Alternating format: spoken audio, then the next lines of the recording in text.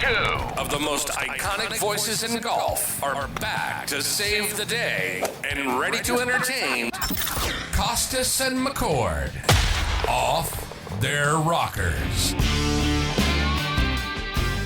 If you're a golfer, this is the place. Kostis and McCord off their rockers. I'm your producer, co-host, Mike Abram, and boy, we've got a great episode for you today. Peter Kostis breaks down what's wrong with YouTube instruction and how online instruction can help your game and hurt your game. You're going to want to watch this. And then Peter and Gary talk about their favorite courses in honor of the top 100 list from Golf Magazine just coming out. Kostis and McCord Off Their Rockers is a golf production. We're glad you can be with us. Make sure to like, subscribe, and share with all your golfing friends. And don't forget to hit the notification button below so you never miss an episode. Now, let's get out to Terra Vita Country Club. Peter Kostis talking about great instruction online, what to look out for, and what to love. Hello, ladies and gentlemen, golfers around the world. I'm here today to help you, help yourself, if possible, when you go on social media, primarily on YouTube, and try to find the secret.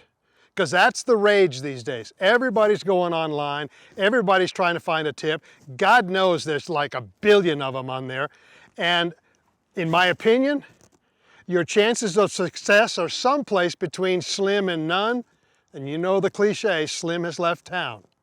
But there are some ways that you can check these tips out to find out if they are valuable for you. I want you to think of these things not as golf tips for a second. I want you to think of them as, let's say, weight loss tips. When you see those advertisements, try this, you'll lose 20 pounds in 48 hours. Try this, you'll lose 10 pounds in 2 weeks. Try this, you're going to be able to run a marathon next week. All of these things are headlines. I call them clickbait, and there's really no follow through to them. You know that if you're 20, 30, 40 pounds overweight, you can't lose that in 10 or 15 minutes, let alone 10 or 15 days.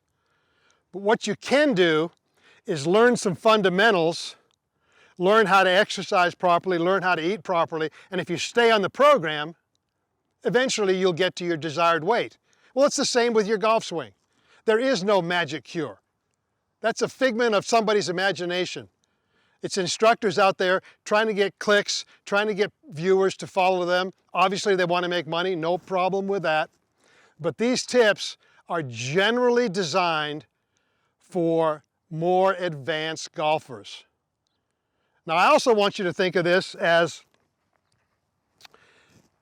the education process that we have in our schools.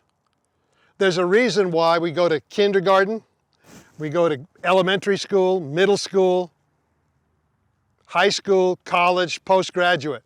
It's because you have to learn certain things in order to progress to the next level. And with all this technology these days, force plates and ground force reaction and measuring this and measuring that, most of this instruction is focused toward elite players, to say nothing of younger players, which we'll get into next session. We're going to talk about the adjustments you have to make as you get older. But right now, what I want you to understand is working on all these things, trying to get transfer, trying to push up off your left leg, whatever the tip might be saying, is of no value to you because it's high school, college, or postgraduate information if you're in kindergarten. Now, what do I mean by kindergarten?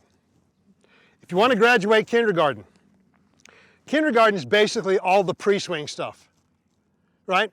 You want to be able to set up in a balanced position. You want to have a decent grip. I want the grip to be more down in the fingers. My preference is that you start with a stronger grip and you learn to hook the ball. If you can learn to hook the ball and you hook it too much, you can gradually weaken your grip. But you have to have a solid pre-swing fundamental in order to have good in-swing fundamentals. By that I mean well balanced, middle of your feet, adequate knee flex, good hip bend, good arm hang. I don't want you reaching for it. I don't want you way over the ball with straight legs. I don't want you way bent with the knees and the upper back. If you don't have these things organized, talking about ground reaction force is not going to help you at all. This is why I say probably 60% of these tips that you find in social media are garbage. Just throw them away, right? If they contain the words quick, easy, instantaneous, simple, you're going to get 20 or 30 yards. If they contain those words, turn the page. Don't even bother with them. Because there's nothing quick or easy about golf. It's a process, and you have to embrace the process. So when I get myself balanced with a decent grip, then I'm going to learn how to get the ball airborne correctly. Now I've graduated kindergarten, now I'm into elementary school. You know, the golf swing is 3 levers. The first lever is from the wrist to the club head. And if you don't know how to use your wrist and hands correctly, then you're missing the heartbeat of the golf swing. So you have to learn how to hinge the club properly, you learn to release the club properly, you learn to strike down on the golf ball to make it go up in the air. No more scooping and lifting. The second lever is from the shoulder socket to the wrist. That's the length of your arm. So you have to learn, and we're going to get to this in a second, you have to learn how to swing this arm from your shoulder socket, right? And then the third lever is your collarbone. It's from the lead shoulder to your sternum. So you learn to rotate that around your body. What's happening, however, with all these tips, most of the time people are working on their body motion. Why? Because it's easy to pick up on video. It's easy to see. But it's not necessarily the right thing for you to be working on right now. If you haven't learned how to use your hands and wrists, if you haven't learned how to swing your arms, then there's no reason for you to start to try and move your body. It's not going to do well. So one, I'm out of kindergarten, I'm into elementary school, I'm going to cock my hands, strike down, and learn to chip the ball up in the air. Now this may seem elementary, but great players, probably when they were 6, 7, 8, 9 years old, they learned how to use their hands.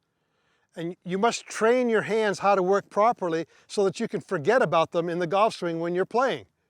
But if you don't have good hand action, if you don't have a good grip, everything else doesn't count. So once we go from the hand action, cock it up, strike down, and oh, by the way, this shot is valuable on the golf course. You're going to have to pitch it over a bunker or whatever. So take your lob wedge, learn how to easily, slowly cock the club up, strike down, and learn the concept of striking down to hit the ball to go up. If you want a good little drill, you can take a towel and put it down 4, 5, 6 inches behind the golf ball and learn how to cock the club, strike down, and not hit the towel. If you're one of those scoopers, you're going to hit the towel and you'll be getting adequate feedback as to the fact that you're not striking down correctly. So cock it up, strike down. The towel drill is really a very simple, easy way to learn the correct descending blow. So once we get that action, once we learn the first lever, now we're going to just lengthen the swing a little bit by swinging the arms a little bit more. We're going to start to learn to get the second lever. Second lever, still initiate with the wrist cock, but now we're going to add in some arm swing. And obviously, as we add in arm swing, the movement of the arms is going to create some movement of the body as long as you're not tense and tight. So you have to learn to let your arms swing and your body respond at this point in elementary school. Cock it back. There we go. Let your body respond to the swinging of your arms and the cocking of your hands and wrists.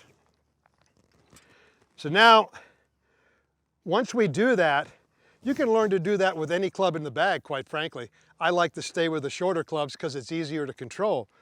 But once we get a little bit of that, we can start to speed it up. Don't lengthen it out necessarily yet, but start to speed up the hands, speed up the arms. So you get a little bit more aggressiveness and a little bit more tempo.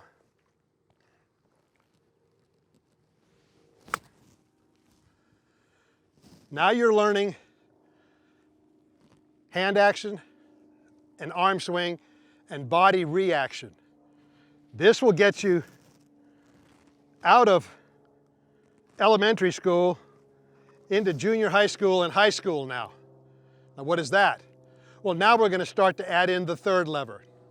And the third lever is critically important in the final scheme of things, because this rotation of your body back and through is what's going to allow you to swing your arms fully and freely. So we're going to start now to let the right leg clear, let the right hip go behind us, let the left hip come down, left shoulder come down rather, and get some body rotation. Now again, we're going to do this slowly. We're not going to go full bore, not full speed, not full effort, but I'm going to go full motion and start to feel the blending of my body turn with my arm swing. Because in reality, what happens in the golf swing, if I were to isolate the hand action, it would look like this. If I were to isolate the arm action, it would look like this. Now we don't want to be here. So how do we not get there? We put in the third lever. So what happens is the wrist cock upward, the arms swing back and upward, and the body rotates. And that's how you get the club around here. So if you don't have a good rotation of your body, you're not going to get good rotary action in your golf swing. If you don't get good rotary action from your body, you're going to start to try and get it from your arms and your hands, and that's no bueno. That's no good at all. So once we get a good grip, good balance setup, good wrist cock, good arm swing, and we add in full turn, now we've built ourselves a foundation.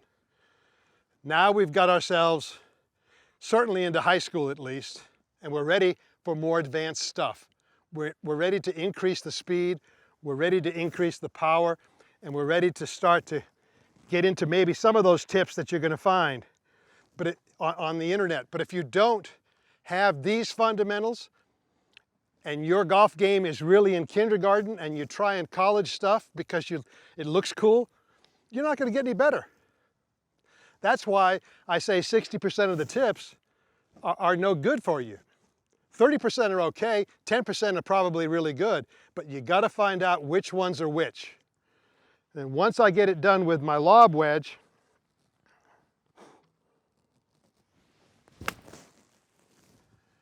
now I can start to do the same things with longer clubs. But the fundamentals don't change. You have to make sure that you know how to use your hands and wrists, how to swing your arms, and how to turn your body. At that point, now you can start to get into more sophisticated things. But I'm going to tell you right now, if you're an average golfer and you're over 50, trying to get your body to move like somebody who's 20 ain't going to happen. It's just not. So rather than trying to body your swing, I'd rather have you learn to swing your body. Let your body react to your swing.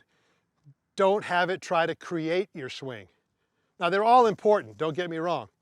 And you know, as you release the club, boom, boom, this leg has to post up, this hip has to clear, not the shoulders. We have to feel like we're hitting against a wall. That's how we hit the golf ball solidly, right? But we can't do it so violently and so aggressively as we get older. It's just not going to happen. So I'm going to start again. This is a 7-iron now. Same fundamentals, good setup, good grip. Start small.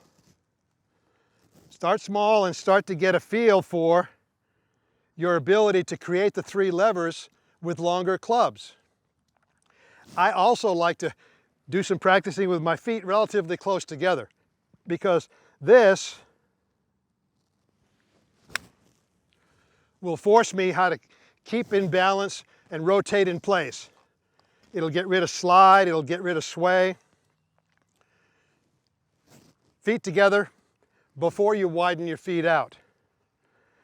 And even with my feet together, I can still generate a pretty good amount of speed.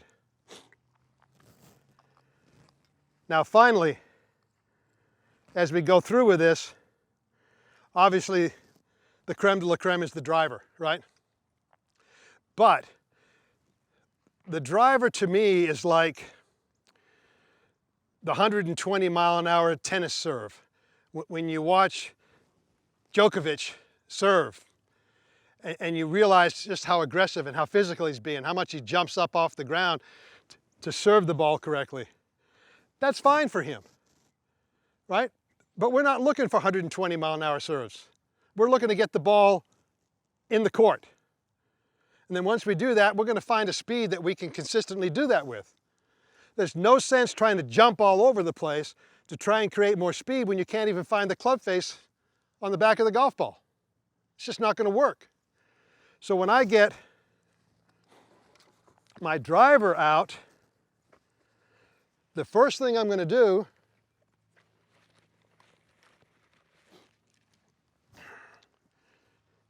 is the same drill we started with the lob wedge. I am going to get my posture organized. I am going to get my grip organized, my balance, my weight distribution. And obviously now I'm going to be swinging up on the ball because the ball's teed up. It makes common sense. You don't want to hit down when the ball's teed up. But I am going to learn to hinge my wrists here and just spank the back of the golf ball. I'm going to learn how to use my hands and wrists and put the club face squarely on the back of the ball. Once I've done that, I can add in the second lever, which is a little bit more arm swing.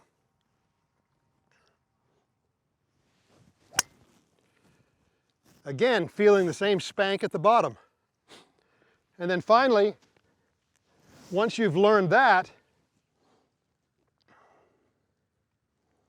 you can go to a full range of motion, add in the third lever, because I'm going to tell you right now, it is my considered opinion, and this will be controversial as hell.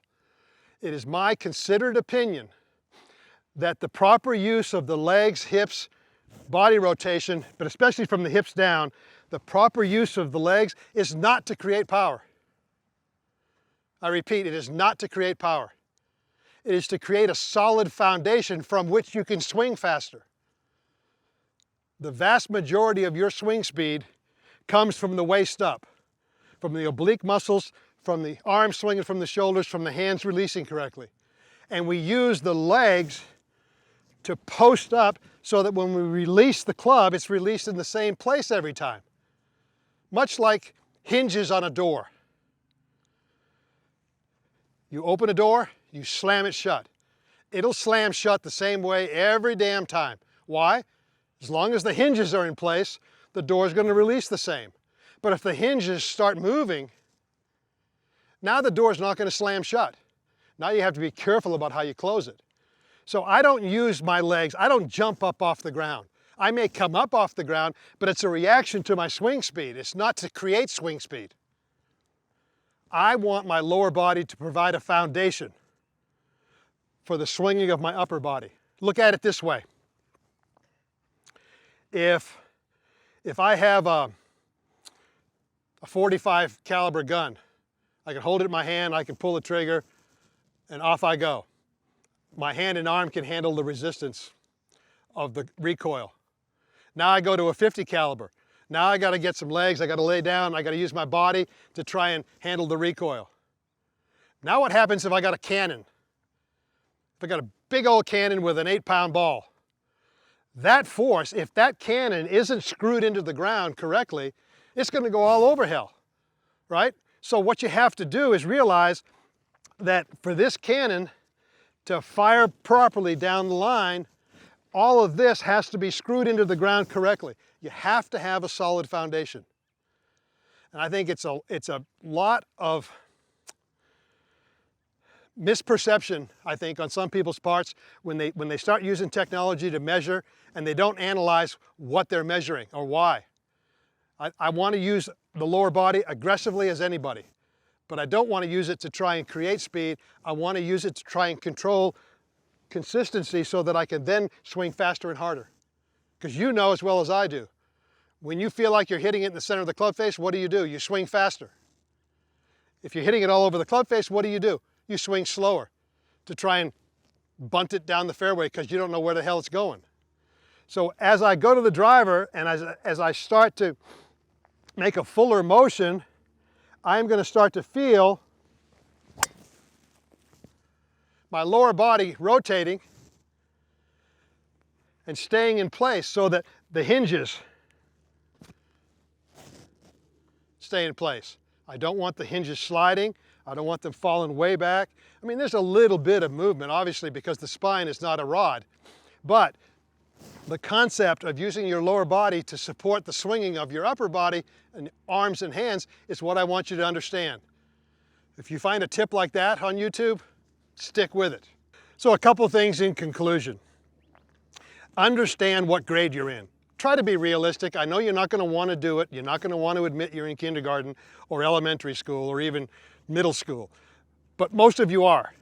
And until you learn those fundamentals, there's no sense pursuing high school, college, and postgraduate doctorate degree stuff. That's number one. Number two, when you start to go through your bag, regardless of the club, I'm going to do it with the driver, which is the ultimate goal. But once you've learned to hinge your wrist and release them, once you've learned to swing your arms a little bit and release them, I want you to try and swing your hands and arms only back to parallel, the arm parallel to the ground, full wrist set, release, rehinge to parallel to the ground. So underneath the armpits is going to be the swing. And I want to see how much distance you can create with that swing. And in the process of doing this, I think what you're going to feel is as the swing increases and we have to break it and stop over here, you're going to start to feel the correct lower body action to support that speed. So go back to approximately 9 o'clock with your lead arm, full wrist cock, and from there, see how hard and how fast you can hit the golf ball.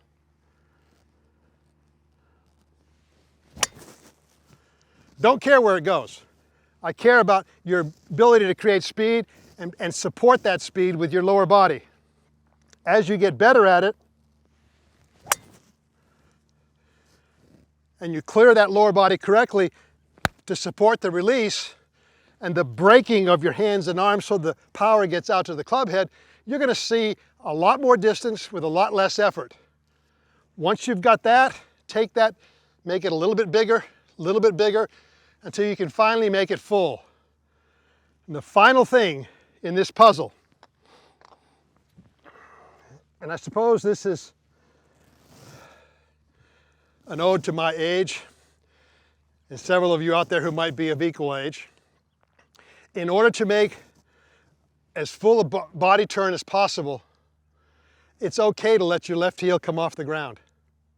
In fact, one of my mantras is, learn to play with the left heel up before you play with it down.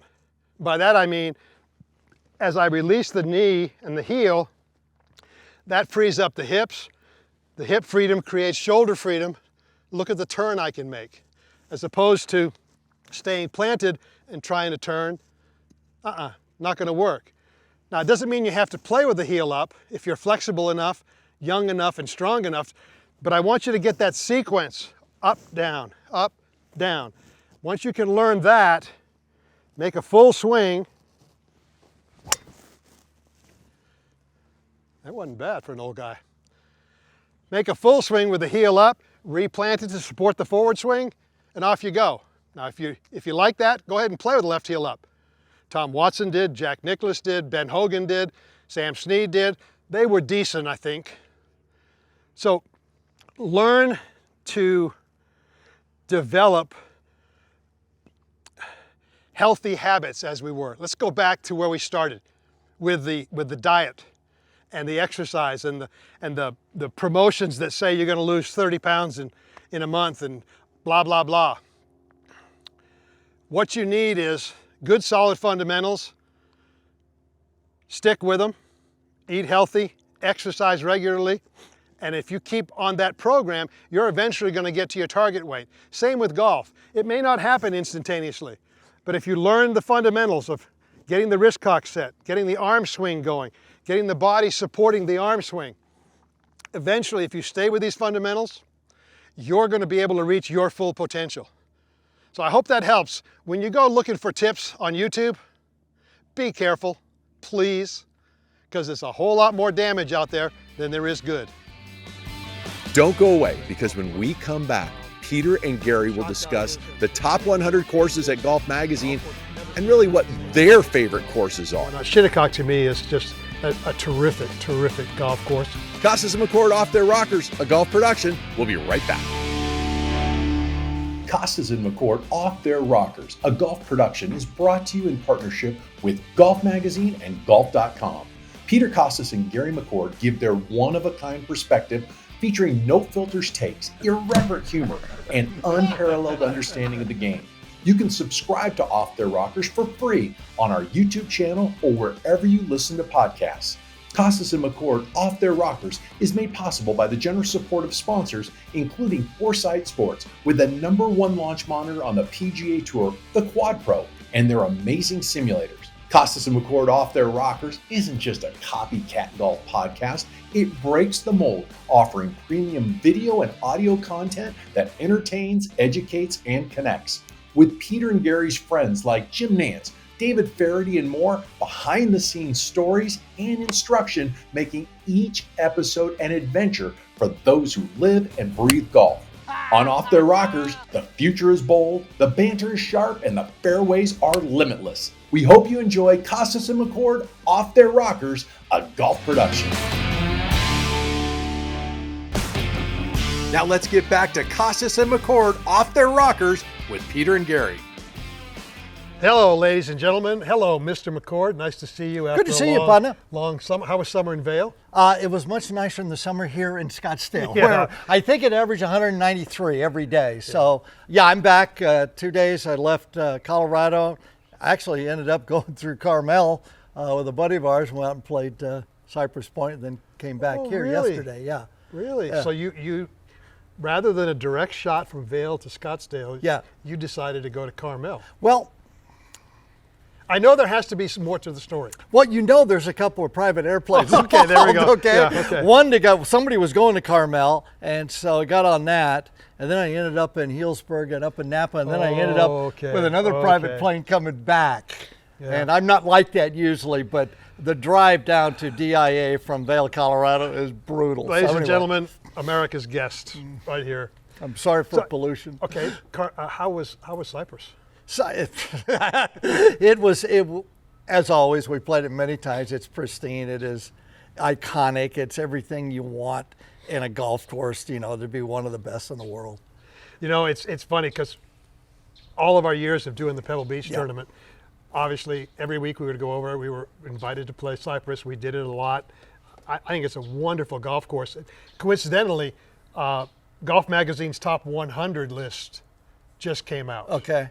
And let's leave that to the side. Okay. Let's have a discussion about our top 10 golf courses that we've played. And a lot of them we played in conjunction with doing a CBS television event, Yeah, right? right, I mean, right. we've been blessed to play everything. It's Yeah, literally. I mean, I probably played 80 or 90 of the top 100. Yeah. And so give me your best golf course that you've played in America. I hate to be redundant with everybody else, but I don't know how you beat Pine Valley. I really don't. It's everything you want in a golf course. Not the longest. Either is Cypress. Cypress, to me, is unbelievable, but for today's standards and today's play, it's a little too short. But Pine Valley is just wicked good, beautiful, everything there is. So I think I would slot my personal deal. I would slot that at number one. Okay. I'm going to go a little bit different. I'm going to go Shinnecock Hills. Okay. I love the views. It's a great walk, which for me is a prerequisite to having a great golf course. And the shot values and the way the wind changes, and the golf course never seems to be the same 2 days in a row and whatnot. Shinnecock to me is just a terrific, terrific golf course, and I would put it at the top of my list. Right. The reason I wouldn't put Pine Valley is, and we've been blessed to play there a number of times. I've played 36 holes there several times. I have never shot lower on my second round than I did on my first round, ever. Not in 20 years. Right. My first round, I'm just going from point A to point B. Sooner or later, I lose my patience and I start taking on this and taking on that. No, that wasn't a good idea. So that's why I wouldn't put Pine Valley personally at the top of my list. I put Shinnecock there. Now, go to yours.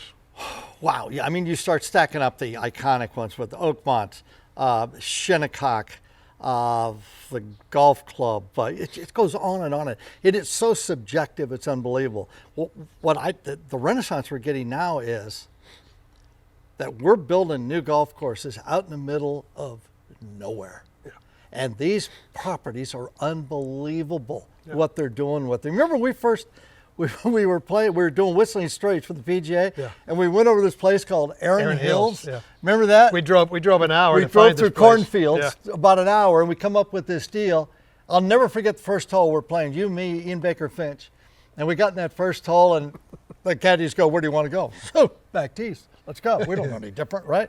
And the clubhouse was that old barn there, and we walk out in the first tee. And I remember I hit a driver, good 3-wood, about an 80-yard wedge.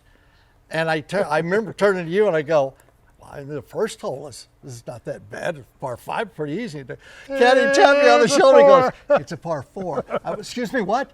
What? And we went immediately from those back tees to, oh my God, we got to go way up there in front. Was it 8,200 yards or something like that? Yeah, it was. And we were elderly. But there's so many of these golf courses like that are being built in the rural places. I know in Colorado, Ben Crenshaw's got one out there. It's about 45 minutes from the airport going east, called one of the great names I've ever heard, Rodeo Dunes. Have you seen pictures of this? No, I haven't. It is a moonscape with nothing but bunkers being etched out from, it looks like meteorite bombardment. And it's just miles and miles of this and deep holes and routings. I can't even imagine how many. But as you know, there's so many. Doak's doing them. They're doing them all over. So the game is being enhanced by these new really interesting golf courses on unique properties. So I'm also interested in, when we look at the older golf courses in the top 100 list, that they're not the ball buster 8,000 yard golf courses like Erin Hills. Right. They're more control your golf ball, play from here to there, more strategy involved, and I like that personally. I mean, especially as we get on in age, there's no reason to go to the back tees. None whatsoever. But let's turn the page and go to, look, over 30 years for both of us at CBS. I get asked all the time, do you miss the job? Do you miss the work? And yeah, obviously, I think we both miss it periodically. What I really miss is playing golf with you and Ian and in the towns that we go to, the cities we go to. And the golf courses we played, right? So let's pick 5 cities where we've done tournaments in the past, and let's talk about the golf courses, right? So let's go Carmel, we'll start there. What's your favorite golf course in the Monterey Peninsula area? Okay, Carmel.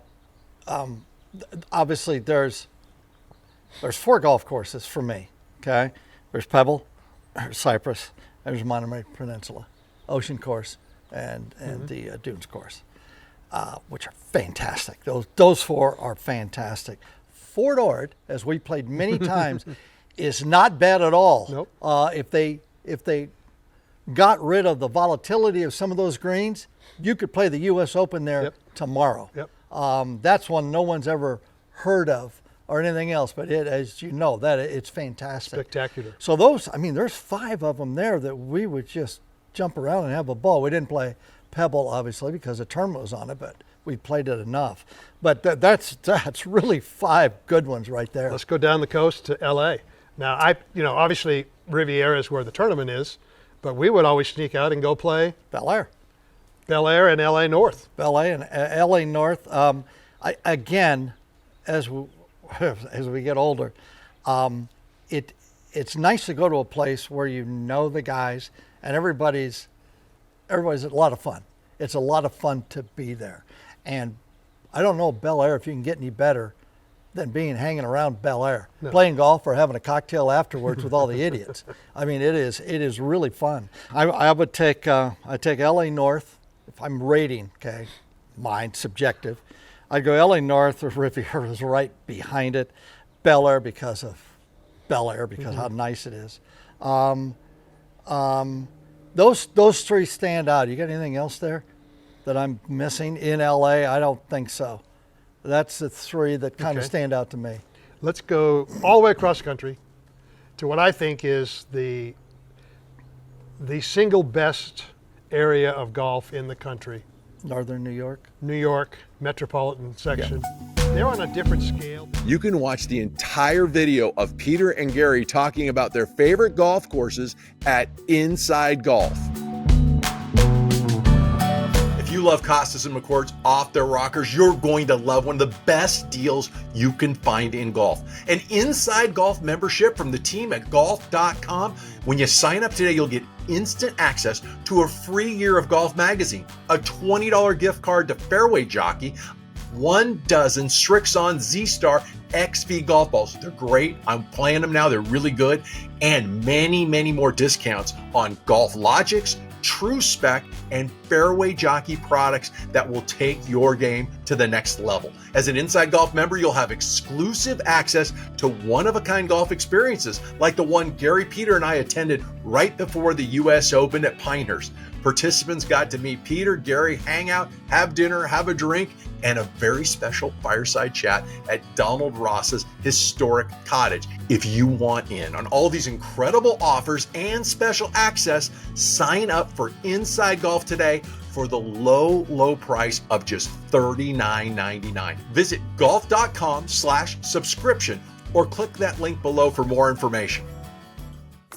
Visit our website, KostisMcCord.com. Subscribe to our YouTube channel or podcast, and follow us on social media at Kostis McCord Off Their Rockers. Hello, friends. It's Jim Nance of CBS Sports, and I urge you to like and subscribe my brothers, Kostis and McCord, Off Their Rockers right now. You'll enjoy it.